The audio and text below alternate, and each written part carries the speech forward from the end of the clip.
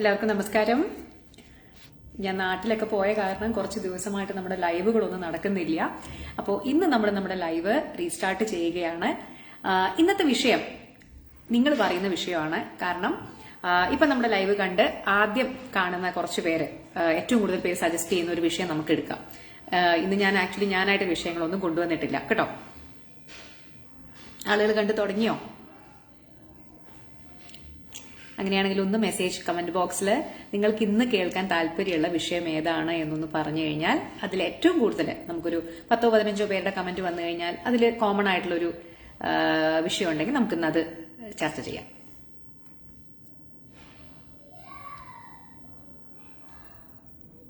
ആളുകൾ കണ്ടു തുടങ്ങിയിട്ടുണ്ടോ? എന്തെങ്കിലും ഒരു ഹായ് പറയൂ കേട്ടോ കമന്റ് ബോക്സിൽ.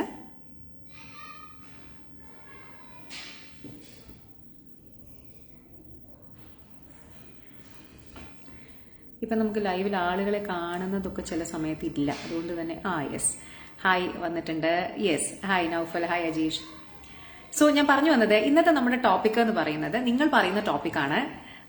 ഏത് ടോപ്പിക്കാണ് നിങ്ങൾക്ക് കേൾക്കാൻ താല്പര്യം എന്നുള്ളത് നിങ്ങൾ ആദ്യം ഇപ്പൊ കുറെ പേര് താഴെ വന്നിട്ട് മെസ്സേജ് ചെയ്യുന്നുണ്ട്.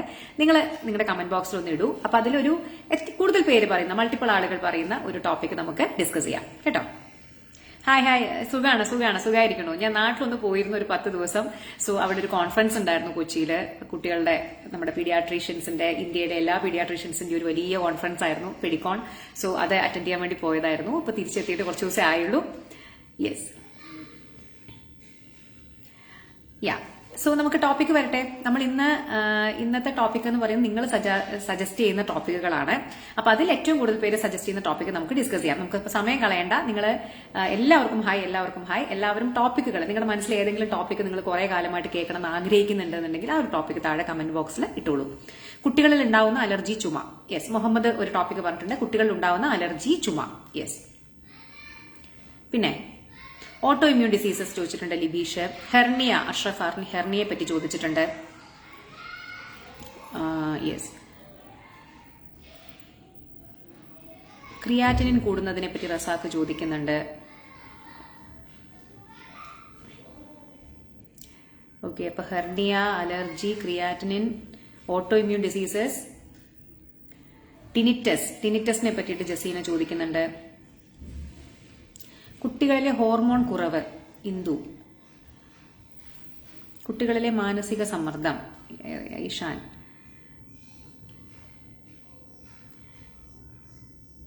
കുട്ടികളിൽ ഉണ്ടാകുന്ന ഹാർട്ട് അറ്റാക്ക്, ശ്വാസം മുട്ടൽ, ഫാറ്റി ലിവർ. യെസ്, അപ്പൊ നമുക്ക് കുറെ ടോപ്പിക്കുകൾ കിട്ടി. പക്ഷെ ആരും ഒരു ടോപ്പിക്കും റിപ്പീറ്റ് ചെയ്തിട്ടില്ല. ഒരു minute. Hello. Dr. Soumya? Yeah. So we can ask it one more, please. Yeah, sure. No problem. Okay, Doctor, thank you. Only one, right? Allergy. Yes, കുറെ പേര് ഇപ്പൊ പറയുന്നത് അലർജിയെ പറ്റിയിട്ടാണ്. 2-3 പേര്, മാലത്തി, അബ്ബാസ്, അലർജിയെ പറ്റിയിട്ട് പലരും ചോദിക്കുന്നുണ്ട്. അപ്പൊ നമുക്ക് ഇനി കൂടുതൽ സമയം കളയാനില്ല. അലർജി എന്ന് പറയുന്ന ഒരു ടോപ്പിക്, അത് കുട്ടികളിലായാലും വലിയവരിലായാലും അലർജി എന്ന് പറയുന്ന ഒരു ടോപ്പിക്കിനെ പറ്റി നമുക്കിന്ന് സംസാരിക്കാം. സോ ഇനി ആരും ടൈപ്പ് ചെയ്യണ്ട കേട്ടോ. നമ്മുടെ ഇന്നത്തെ ടോപ്പിക് ഫിക്സ് ആയി, അലർജിയാണ്. സോ അലർജി എന്ന് പറയുന്ന ഒരു വാക്ക് കേൾക്കാത്ത മലയാളികൾ ഉണ്ടാവില്ല അല്ലെ? എന്താണ് അലർജി? നമുക്ക് ചില വസ്തുക്കളോട് നമ്മുടെ ശരീരം, ഇപ്പൊ ഒരു ഉദാഹരണം പറയുകയാണെങ്കിൽ, നമ്മളിപ്പോ ഒരു പൊടിയും പുകയൊക്കെ ഉള്ള ഒരു സ്ഥലത്തേക്ക് പോവുകയാണ്. നമ്മളെല്ലാവരും ചുമയ്ക്കും അല്ലെ? പെട്ടെന്ന് നമ്മുടെ മൂക്കിലേക്കും കണ്ണിലേക്കും വായിലേക്കൊക്കെ പൊടിയും പുകയൊക്കെ അടിച്ചു കയറുന്ന സമയത്ത് നമുക്ക് എല്ലാവർക്കും ചുമയ്ക്കാനുള്ള ഒരു ടെൻഡൻസി ഉണ്ടാവും. അത് നമ്മുടെ ശരീരത്തിന്റെ നാച്ചുറൽ ആയിട്ടുള്ള ഒരു റിയാക്ഷൻ ആണ്. അതായത് ഈ പൊടി പുക എന്നൊക്കെ പറയുന്നത് അലർജൻ എന്ന് പറയും. അതായത് അലർജി ഉണ്ടാക്കാൻ, അല്ലെങ്കിൽ നമ്മുടെ ശരീരത്തിൽ ചില റിയാക്ഷൻസ് ഉണ്ടാക്കാൻ സാധ്യതയുള്ള വസ്തുക്കളെയാണ് അലർജൻസ് എന്ന് പറയുക. അപ്പൊ ഈ പൊടി പുകയ്ക്ക് അതിൽപ്പെട്ട സാധനങ്ങളാണ്, ട്രിഗറുകളാണ്. സോ ഇത് വരുന്ന സമയത്ത് നമുക്ക് എല്ലാവർക്കും ഈ പറയുന്ന ചുമ, അതെന്തിനാണ്? അതൊരു പ്രൊട്ടക്റ്റീവ് മെക്കാനിസം ആണ് അല്ലെ? നമ്മുടെ ബോഡി നമ്മുടെ മൂക്കിലൂടെയും വായിലൂടെ ഒക്കെ കയറുന്ന ഈ അലർജനെ പുറത്തേക്ക് പുറന്തള്ളാൻ വേണ്ടി ശ്രമിക്കുന്നതിന്റെ ഭാഗമായിട്ട് ഉണ്ടാവുന്ന ഒരു റിയാക്ഷനാണ് പലപ്പോഴും നമ്മൾ തുമ്മുക, ചീറ്റുക, ചുമക്കുക ഇതൊക്കെ ചെയ്യുന്നത്. അത് എക്സ്പൾസീവ് ആയിട്ട് നമ്മുടെ ബോഡി ഈ പറയുന്ന സംഗതികളെ പുറത്തേക്ക് തന്നെ, ഉള്ളിലേക്ക് വരാതെ പുറത്തേക്ക് തന്നെ അതിനെ തെറിപ്പിക്കാൻ വേണ്ടി നോക്കുന്നതിന്റെ ഭാഗമായിട്ടാണ് നമ്മൾ തുമ്മുന്നതും അല്ലെങ്കിൽ ചുമക്കുന്നതും ഒക്കെ. സോ ഇതെങ്ങനെയാണ് ഉണ്ടാവുന്നത്? നമ്മുടെ ശരീരത്തില് നമ്മുടെ രക്തത്തില് കുറേ അണുക്കളുണ്ട് അല്ലെ, വൈറ്റ് ബ്ലഡ് സെൽസ് ഉണ്ട്. സോ ഈ വൈറ്റ് ബ്ലഡ് സെൽസിൽ തന്നെ ധാരാളം ടൈപ്പുകളുണ്ട്. ബേസോഫിൽ, ഈസ്നോഫിൽ, ന്യൂട്രോഫിൽ, ലിംഫോസൈറ്റ് എന്നൊക്കെ പറഞ്ഞിട്ടുള്ള ധാരാളം ടൈപ്പ് സെല്ലുകൾ നമുക്കുണ്ട്. ഇതിൽ ഒരു പ്രത്യേക വിഭാഗത്തിന്റെ, അത് ഒരു പ്രത്യേക വിഭാഗം എന്ന് പറഞ്ഞു കഴിഞ്ഞാൽ ഇതിൽ ഞാൻ അതിന്റെ പേരൊന്നും പറയുന്നില്ല, അതിൽ ഉൾപ്പെട്ട മാസ്റ്റ് സെല്ലുകൾ അല്ലെങ്കിൽ ഈസ്നോഫിലുകൾ അങ്ങനെയുള്ള കുറച്ച് ആളുകളുടെ ജോലി എന്ന് പറയുന്നത് ഇത്തരത്തിൽ എന്തെങ്കിലും അലർജി ഉണ്ടാക്കാൻ സാധ്യതയുള്ള സംഗതികൾ വരുന്ന സമയത്ത് അതിനെ പ്രതിരോധിക്കാനുള്ള ഇങ്ങനെയുള്ള സംഭവങ്ങൾ ഉണ്ടാക്കുക എന്നുള്ളതാണ്. അതായത് നമുക്ക് തുമ്മാനും അല്ലെങ്കിൽ എന്താ പറയാ സ്നീസ് ചെയ്യാനും ഒക്കെയുള്ള ആ ഒരു പ്രതികരണ ശേഷി നമ്മുടെ ശരീരത്തിൽ ഉണ്ടാക്കുക എന്നുള്ള ഒരു ഉത്തരവാദിത്തമുള്ള കുറച്ച് സെല്ലുകൾ നമ്മുടെ ശരീരത്തിലുണ്ട്. ഇത് നമുക്ക് എല്ലാവർക്കും ഉണ്ട്. അപ്പൊ നമുക്ക് എല്ലാവർക്കും അതുകൊണ്ടാണ് ചുമ വരുന്നത്. എന്നാൽ 10 പേരുണ്ടെന്നുണ്ടെങ്കിൽ 9 പേരുടെയും ചുമ കുറച്ച് കഴിയുമ്പോൾ നിൽക്കും. പക്ഷെ ഒരാൾ ചുമച്ചുകൊണ്ടേയിരിക്കുന്നുണ്ടാവും അല്ലെങ്കിൽ തുമ്മിക്കൊണ്ടേയിരിക്കുന്നുണ്ടാവും. അപ്പൊ നമ്മൾ പറയും അയാൾക്ക് അലർജി ഉണ്ട് തോന്നുന്നു എന്ന് പറയും. അതെന്തുകൊണ്ടാണ്? ഇതേ സെല്ലുകൾ, അതായത് ഇങ്ങനെയുള്ള റിയാക്ഷൻസ് നോർമലി ഉണ്ടാക്കേണ്ട റിയാക്ഷൻസ് ഉണ്ടാക്കേണ്ട സെല്ലുകൾ ചില ആളുകളുടെ ശരീരത്തിൽ ഓവറായിട്ട് പണിയെടുക്കും. അതായത് നമ്മൾ അപ്പുക്കുട്ടനോട് പറയാറില്ലേ ഓവറാക്കി ചളമാക്കലുണ്ടാന്ന് പറയുന്നില്ലേ, അത് പറഞ്ഞ പോലെ നോർമലായിട്ട് ചെയ്യേണ്ട ഒരു പണി ഇവർ ഓവറായിട്ട് ചെയ്യും. അതിനെയാണ് സെൻസിറ്റൈസേഷൻ എന്ന് പറയുന്നത്. ഓവറായിട്ട് സാധാരണ മനുഷ്യന്മാരിൽ ഉണ്ടാവുന്ന ആ ഒരു സ്റ്റിമുലേഷനേക്കാൾ ഹൈപ്പർ സ്റ്റിമുലേറ്റഡ് ആയിട്ട് ചില ആളുകളിൽ ഈ പറയുന്ന സെല്ലുകളെല്ലാം പണിയെടുക്കും. അപ്പൊ എന്താ ഉണ്ടാവുക? ഈ പറയുന്ന തുമ്മലും ചുമയും സ്നീസിങ്ങും എല്ലാം കുറച്ച് നേരത്തേക്ക് ബാക്കിയുള്ളവരെക്കാൾ അധികമായിട്ട് ഇവർക്ക് ഉണ്ടാവും. അപ്പോൾ പലപ്പോഴും ഈ അമിതമായ അമൃതം വിഷം എന്ന് പറയുന്ന പോലത്തെ ഈ പരിപാടി, അതായത് ഇവര് ഹൈപ്പർ സ്റ്റിമുലേറ്റഡ് ആയിട്ട് ആവുന്നതുകൊണ്ട്, കുറച്ച് ഉഷാർ കൂടിയതിന്റെ പ്രശ്നം കൊണ്ട് ഈ പറയുന്ന ആളുകൾക്ക് ഇങ്ങനെയുള്ള ചെറിയ ചെറിയ ചെറിയ സംഗതികൾ വരുമ്പോഴേക്കും തന്നെ അവർക്ക് അലർജിയുടെ മാനിഫെസ്റ്റേഷൻസ് ആയിട്ടുള്ള ഇങ്ങനെയുള്ള ചുമയും ശ്വാസതടസ്സവും ഒക്കെ ഉണ്ടാവും. അപ്പോൾ എന്തുകൊണ്ടാണ് ഈ ശ്വാസതടസ്സം ഉണ്ടാവുന്നത് നമ്മൾ മനസ്സിലാക്കണം. എന്തുകൊണ്ടാണ് നമുക്ക് ഈ ചുമ ഉണ്ടാവുന്നത് ഇങ്ങനെ പൊടിയും പുകയൊക്കെ വരുമ്പോൾ എന്നറിയോ? ഞാൻ പറഞ്ഞില്ലേ, നമ്മുടെ ശരീരം എന്തിനാ ട്രൈ ചെയ്യുന്നത്? ഇതിനെ ഉള്ളിലേക്ക് വരുത്താതെ പുറത്തേക്ക് പുറന്തള്ളാനാണ് ട്രൈ ചെയ്യുന്നത്. അതിന്റെ ഭാഗമായിട്ട് നമ്മുടെ ശ്വാസനാളികൾ, ഇപ്പൊ നമ്മൾ ഇവിടുന്ന് മൂക്ക് ഇങ്ങനെ താഴത്തേക്ക് ട്രക്കിയ, ഇവിടെ നമുക്ക് ശ്വാസനാളി ഉണ്ട്, ഈ ട്രക്കിയ താഴേക്ക് പോയിട്ട് നമ്മുടെ 2 ശ്വാസകോശത്തിലേക്കും 2 ബ്രോങ്കൈ എന്ന് പറയുന്ന 2 ട്രക്കി എങ്ങനെ പോകുന്നു, 2 ഭാഗങ്ങളായിട്ട് അതിനെ പിരിയുന്നു, റൈറ്റ് ലങ്ങിലേക്കും ലെഫ്റ്റ് ലങ്ങിലേക്കും. അതിനെ പറയുന്നത് 2 ബ്രോങ്കൈ എന്നാണ്. എന്നിട്ട് ഈ ലങ്ങിന്റെ ഉള്ളിലേക്ക് എൻ്റർ ചെയ്യുന്ന ഈ ബ്രോങ്കൈ എന്ന് പറയുന്ന ഈ ട്യൂബുകൾ കുഞ്ഞു ട്യൂബുകളായിട്ടുള്ള ബ്രോങ്കിയോൾസ് ആയിട്ട് ഈ നമ്മുടെ ലങ്സിലേക്ക് മുഴുവൻ ഈ ശ്വാസത്തെ എത്തിക്കുന്നത്, നമ്മുടെ ഓക്സിജൻ എത്തിക്കുന്നത്, വായുവിനെ എത്തിക്കുന്നത് ഈ പറയുന്ന മൂക്കിലൂടെ പോയിട്ടുള്ള ഈ ട്രക്കിയും ബ്രോങ്കൈയും ബ്രോങ്കിയോൾസും ഒക്കെയാണ്. ഓക്കെ, അപ്പോ ഇതിനെ പുറന്തള്ളാൻ, ഇപ്പൊ നമ്മുടെ മൂക്കിന്റെ ഉള്ളിലേക്ക് എൻ്റർ ചെയ്യുന്ന ഈ പറയുന്ന അലർജനുകളെ പുറന്തള്ളാൻ ഇവരെന്ത് ചെയ്യുന്നറിയോ? അതായത് ഈ റെസ്പോൺസ് ഈ പറയുന്ന ശ്വാസനാളികളെ അങ്ങ് ചുരുക്കും. അതായത് അവരിങ്ങനെ ഇരിക്കുന്ന ശ്വാസനാളികൾ അവർ ഇങ്ങനെ ആക്കും, അതിന്റെ ഉള്ളിലത്തെ വ്യാസം കുറയ്ക്കും. എന്തിനാണത്? വ്യാസം കുറയുന്ന സമയത്ത് വായു ഉള്ളിലേക്ക് എൻ്റർ ചെയ്യില്ല അല്ലെ? അപ്പൊ ഈ പറയുന്ന പൊടി പുക എന്തോ ആവട്ടെ, എന്തെങ്കിലും അലർജനുകൾ, ആ അലർജനുകൾ നമ്മുടെ ഉള്ളിലേക്ക് കടക്കാതിരിക്കും. അപ്പോൾ ഇതാണ് നമ്മുടെ ബോഡിയുടെ നോർമൽ ആയിട്ടുള്ള റെസ്പോൺസ്.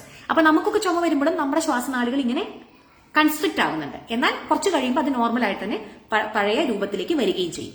എന്നാൽ അലർജി ഉള്ള ആളുകൾക്ക് എന്താ ഉണ്ടാവുന്നത്? ഇവരുടെ ശ്വാസനാളി ഇങ്ങനെ ചുരുങ്ങും, പക്ഷെ തിരിച്ച് അത് പൂർവ്വസ്ഥിതിയിലേക്ക് മാറാൻ വളരെയധികം സമയമെടുക്കും. അപ്പൊ അവർക്ക് എന്ത് പറ്റും? ശ്വാസം മുട്ടും. അതാണ് നമ്മുടെ ശ്വാസം മുട്ടല്. അലർജിയൊക്കെ കൊണ്ടുണ്ടാവുന്ന വലിവും ശ്വാസം മുട്ടല്, ആസ്മ എന്നൊക്കെ പറയുന്നത് അതാണ്. അപ്പൊ എന്താണ് അലർജി എന്ന് എല്ലാവർക്കും മനസ്സിലായില്ലേ? അതായത് നോർമൽ ആയിട്ട് തന്നെ നമുക്ക് ചില അലർജി ഉണ്ടാക്കാൻ സാധ്യതയുള്ള ഈ പറയുന്ന ട്രിഗറുകൾ വരുമ്പോൾ നമ്മുടെ ശരീരം നോർമലായിട്ട് ഉണ്ടാക്കേണ്ട ഒരു ചെറിയ റെസ്പോൺസ് ആണ് ഇങ്ങനെ ശ്വാസനാളികളുടെ വ്യാസം കുറയ്ക്കുക, അതിനെ കൺസ്ട്രക്ട് ചെയ്യുക, ചുമയ്ക്കുക, തുമ്മുക ഒക്കെ.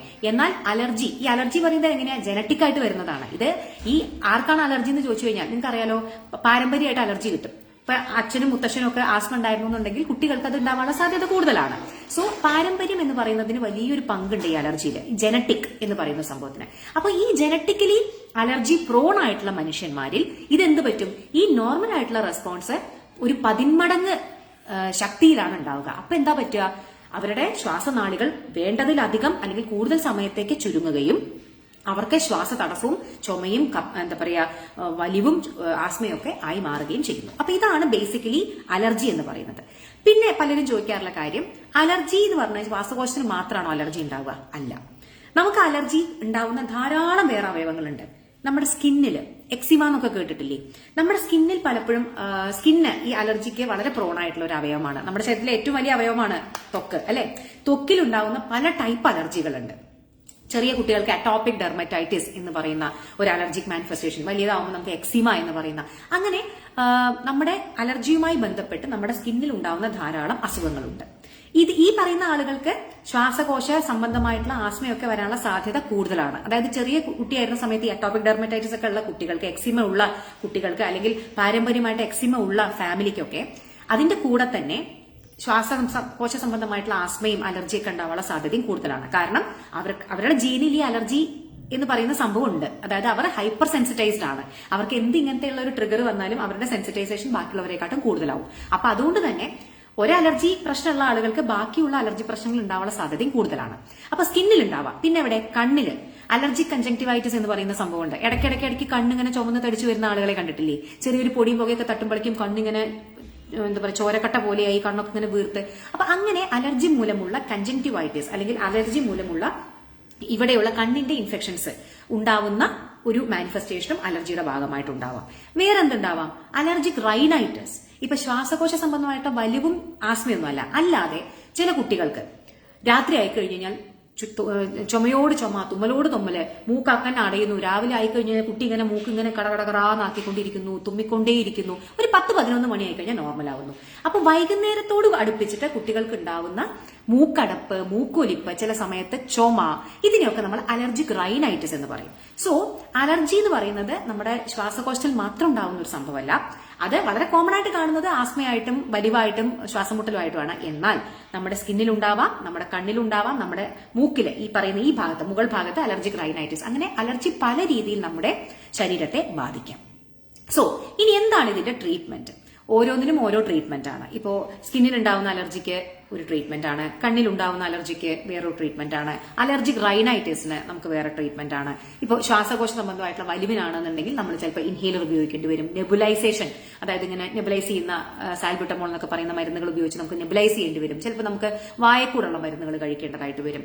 സോ അത് ഡിപ്പെൻഡ്സ്. അത് ആ കുട്ടിക്കാണെങ്കിലും വലിയ ആൾക്കാണെങ്കിലും എത്രത്തോളം സിവിയറിറ്റി, എത്രത്തോളം തീവ്രമായിട്ടാണ് ഈ പറയുന്ന ശ്വാസകോശ സംബന്ധമായിട്ടുള്ള വലിവൊക്കെ വരുന്നത്, അല്ലെങ്കിൽ എത്ര ഇടവിട്ടിട്ട്, ഇപ്പൊ ഒരു മാസത്തിൽ തന്നെ 2-3 തവണ വരുന്ന കുട്ടികൾക്ക് നമുക്ക് ഇൻഹേലർ തുടങ്ങിയേ പറ്റൂ. അല്ലെങ്കിൽ അവര് ജീവിതകാലം മുഴുവൻ അവരുടെ ഒരു ഭാഗമായി, അല്ലെങ്കിൽ ഈ ശ്വാസം മുട്ടലും വലിവും അവരുടെ ജീവിതകാലം മുഴുവൻ ഉണ്ടാവും. അപ്പൊ നമുക്കതിനെ കൺട്രോൾ ചെയ്യണമെന്നുണ്ടെങ്കിൽ വളരെ റിക്കറന്റ് ആയിട്ട് വരുന്ന കുട്ടികളിൽ അല്ലെങ്കിൽ വലിയ ആളുകളിൽ നമുക്ക് ഇൻഹേലർ തെറാപ്പി സ്റ്റാർട്ട് ചെയ്യേണ്ടതായിട്ട് വരും. അല്ല ഒരു 3-4 മാസം കൂടുമ്പോൾ ഒരു തവണയൊക്കെ വരുന്നു എന്നുണ്ടെങ്കിൽ അപ്പം മാത്രമായിട്ട് ചികിത്സിച്ചാലും മതിയാവും കേട്ടോ. അപ്പൊ അതിന് ജനറൽ ആയിട്ട് നമുക്ക് പറയാൻ പറ്റില്ല. നമുക്ക് ഇനിയുള്ള ദിവസങ്ങളിൽ ഇപ്പൊ അലർജി നമ്മൾ എടുത്തത് കൊണ്ട് തന്നെ അടുത്ത ടോപ്പിക് നമുക്ക് അലർജിക് റൈനൈറ്റിസിനെ പറ്റി സംസാരിക്കാം. അലർജിക് റൈനൈറ്റിസ് പറഞ്ഞാൽ എളുപ്പത്തിൽ മനസ്സിലാവാൻ ഈ തുമ്മലും ചീറ്റലും മൂക്കടപ്പും മൂക്കൊലിപ്പും തന്നെ കുട്ടികൾക്ക് വിട്ടുമാറാത്ത മൂക്കടപ്പും മൂക്കൊലിപ്പും അത് രാത്രിയിൽ കൂടുതലാവുന്നു.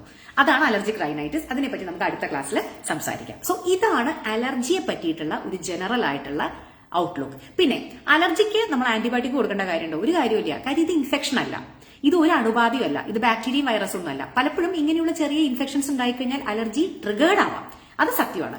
പക്ഷേ ഇതിന് ആന്റിബയോട്ടിക് കൊടുത്തിട്ട് കാര്യമില്ല. കാരണം അലർജിക്ക് കൊടുക്കേണ്ടത് അലർജിയുടെ മരുന്നുകളും അലർജി കൺട്രോൾ ചെയ്യാനുള്ള മെഷേഴ്സുമാണ് കേട്ടോ.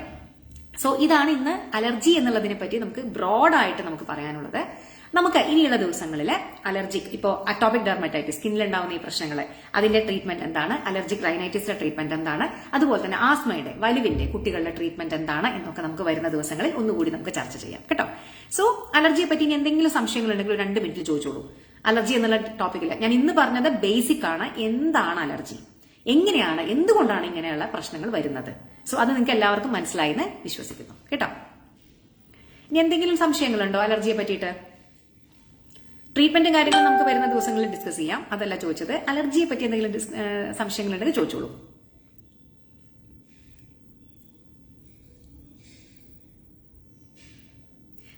സുഖായിരിക്കണോ എല്ലാവരും താങ്ക്സ് പറയുന്നുണ്ട്. ഇന്ന് നിങ്ങൾ തന്നെ ചോദിച്ച വിഷയമാണ്. യെസ്, എന്തെങ്കിലും അലർജി പറ്റിയിട്ടുള്ള സംശയങ്ങൾ ഉണ്ടെങ്കിൽ ഒരു 2 മിനിറ്റ്സിൽ ചോദിച്ചു കഴിഞ്ഞാൽ നമുക്ക് ആൻസർ ചെയ്യാം. ഞാൻ എന്തെങ്കിലും വിട്ടുപോയിട്ടുണ്ടെങ്കിൽ, അല്ലെങ്കിൽ നിങ്ങൾ എന്തെങ്കിലും അറിയാൻ ആഗ്രഹിച്ചത് ഞാൻ പറഞ്ഞിട്ടില്ലെങ്കിൽ. അപ്പൊ നമ്മൾ അടുത്ത ടോപ്പിക് ഇപ്പൊ തന്നെ ഞാൻ പറയാണ്, അലർജിക് റൈനൈറ്റിസ് കേട്ടോ. കുട്ടികളിൽ ഉണ്ടാവുന്ന വിട്ടുമാറാത്ത ത്വക്ക് എന്ന് വെച്ചാൽ എന്താണോ, നമ്മുടെ സ്കിന്ന് കെനാക്കോർട്ട് എടുത്താൽ കുഴപ്പമുണ്ട്. കെനാക്കോർട്ട് എന്നൊക്കെ പറയുന്നത് ഒരു സ്റ്റിറോയിഡ് ആണ്. സ്റ്റിറോയിഡ് ഒരു മരുന്നാണ്. അപ്പൊ മരുന്ന് എടുക്കേണ്ട സന്ദർഭങ്ങളിൽ നമ്മൾ എടുക്കണം. താരൻ അലർജിയാണോ? ഒരിക്കലും അല്ല. താരൻ ഒരിക്കലും അലർജി അല്ല കേട്ടോ. കുട്ടികളിലെ അലർജി മാറുമോ? നോക്കൂ, അലർജി നമുക്ക് ട്രീറ്റ് ചെയ്ത് മാറ്റാൻ പറ്റുമോ എന്ന് ചോദിച്ചു കഴിഞ്ഞാൽ അത് നമുക്ക് പറയാൻ പറ്റില്ല. കാര്യം എന്താ വെച്ചാൽ ഞാൻ പറഞ്ഞില്ല, ഇത് നമുക്ക് ജനറ്റിക് ആയിട്ട് വരുന്ന സംഭവമാണ്. ഇത് നമുക്ക് ജനിതകമായിട്ട് നമുക്ക് പാരമ്പര്യമായിട്ട് വരുന്നതാണ്. അപ്പൊ അത് നമ്മുടെ ശരീരത്തിന്റെ ഒരു ടെൻഡൻസിയാണത്. സോ അതിനെ ചികിത്സിച്ച് മാറ്റാൻ നമുക്ക് സാധിക്കില്ല. പക്ഷെ നമുക്ക് കൺട്രോൾ ചെയ്യാൻ പറ്റും. നമുക്ക് എന്തൊക്കെയാണ് നമ്മുടെ ട്രിഗറുകൾ, എന്തിനൊക്കെയാണ് നമുക്ക് അലർജി എന്ന് മനസ്സിലായി കഴിഞ്ഞു കഴിഞ്ഞാൽ നമുക്കതിനെ കൺട്രോൾ ചെയ്യാൻ പറ്റും. പിന്നെ അതുപോലെ തന്നെ അതിനെ ട്രീറ്റ് ചെയ്യാനും പറ്റും. പക്ഷെ ഇത് നമുക്കൊരു കഫക്കെട്ട് വന്ന പോലെ, അല്ലെങ്കിൽ ഇപ്പൊ ഒരു ചിക്കൻ ബോക്സ് വന്നാൽ അതിനെ ചികിത്സിച്ച് മാറ്റുന്ന പോലെ അങ്ങനെ ഒരു അണുബാധയല്ല. സോ നിങ്ങൾ മനസ്സിലാക്കേണ്ടത് അലർജി കംപ്ലീറ്റ് ആയിട്ട് ചികിത്സിച്ച് മാറ്റുക എന്നുള്ളതല്ല, അലർജി കംപ്ലീറ്റ് ആയിട്ട് കൺട്രോൾ ചെയ്യുക എന്നുള്ളതാണ് നമ്മുടെ എയിം.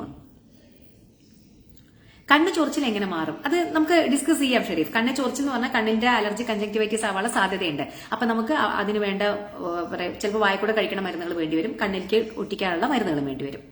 അടുത്ത ലൈവ് നമുക്ക് മറ്റന്നാ ചെയ്യാം. ഓക്കെ, ഇന്ന് ചൊവ്വാഴ്ചയില്ലേ, നമുക്ക് വ്യാഴാഴ്ച ഞാൻ എന്തായാലും നമ്മുടെ പേജിലിടാം കേട്ടോ. ടോപ്പിക് പറഞ്ഞേ ഉള്ളൂ. അലർജി ചില ഫുഡുകൾക്ക്, യെസ് അനിൽകുമാർ, ചില ഫുഡുകൾക്ക് അലർജി ഉണ്ടാവുമല്ലോ. നമുക്ക് വളരെ കോമൺ ആയിട്ട് അറിയുന്നതല്ലേ. ചിലപ്പോൾ നമുക്ക് കക്കയിറച്ചിക്ക് അലർജി വളരെ കൂടുതലായിട്ട് കാണാറുണ്ട്. അതുപോലെ തന്നെ പിന്നെ കക്കയിറച്ചി, മുട്ടയ്ക്ക് ചിലപ്പോൾ അലർജി കാണാറുണ്ട്, പാലിന് അലർജി കാണാറുണ്ട്. ചിലവർക്ക് നട്ട്സ്, അതായത് ഇപ്പോൾ ആൽമണ്ട് അങ്ങനത്തെ സംഗതികൾ, നമ്മൾ ഡ്രൈ ഫ്രൂട്ട്സുകൾക്ക് അലർജി കാണാറുണ്ട്. സോ ഫുഡ് ഐറ്റംസിന് അലർജി വളരെ കോമൺ ആണ്.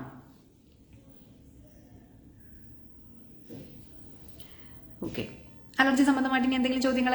അപ്പൊ ഇന്ന് നമുക്ക് വൈൻഡപ്പ് ചെയ്യാം. അപ്പൊ അലർജി എന്താണെന്നുള്ള ബേസിക് കാര്യം നമുക്ക് മനസ്സിലായല്ലോ. ഇനി പല ടൈപ്പ് അലർജികളെ പറ്റി നമുക്ക് ഇനി വരുന്ന ദിവസങ്ങൾ സംസാരിക്കാം കേട്ടോ. സോ ഡേ ആഫ്റ്റർ ടുമോറോ ആണ് അടുത്ത ടോക്ക്, അലർജിക് റൈനൈറ്റിസ്. അതായത് കുട്ടികളെ വിട്ടുമാറാത്ത തുമ്മലും ചീറ്റലും മൂക്കൊലിപ്പും മൂക്കടപ്പും, പ്രത്യേകിച്ച് രാത്രികാലങ്ങളിൽ. Okay, by.